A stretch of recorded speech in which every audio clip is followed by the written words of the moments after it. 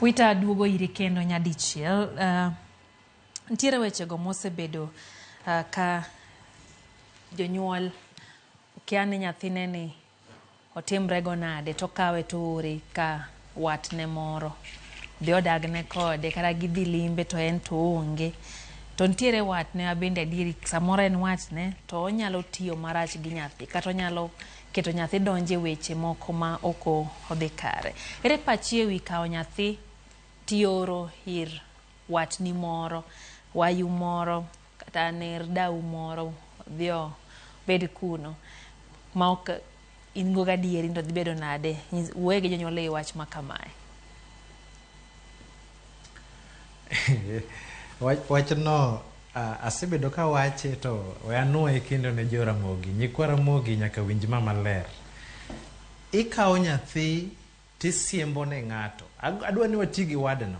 Ikawo nyathi tisiembo ne ng'ato kaka ng'amo siembo dhere moro, kata guoge moro, kata diende moro, kata gwende moro ni gimidhi tim kod gigie ng'am yoro ne chae mong'eyo. Wan gi a big problem ni nyithindo wakawo to watero ne nerni gi kia wae gi kata mana kene odagi. Nyathi ka nyathi onego bedi ni e gundgi. What do I mean by bede gundgi?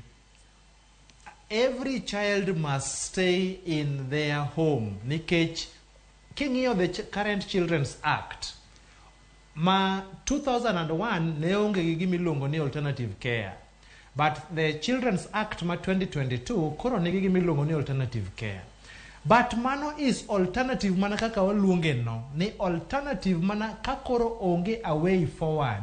The last option gole family kitere kama chielo. Sami kao nyathi tero ne ng'ato imae igole kama nodonge gi values mag their family titere family machielo ma integrity to them would mean ni kwal matin. Integrity to them would mean ni kanyo okikosa enya. Integrity to them or love to them would mean something else.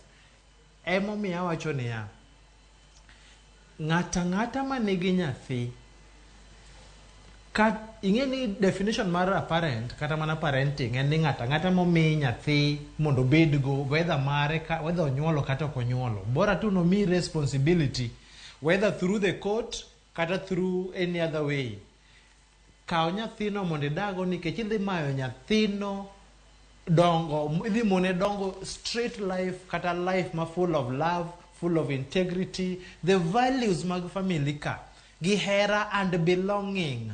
A child needs to belong. A child needs to feel ni this is where my this is where my roots are.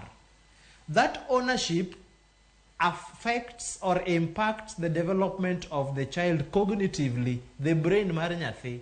Nyathindo modonga kata mane orphanage mostly gidongo gi routine, gidongo gi timetable, gichalo guok golang. Hello jo Ramogi. We need to make sure ni wawinjo gini maber kabisa. Erokamano. Holang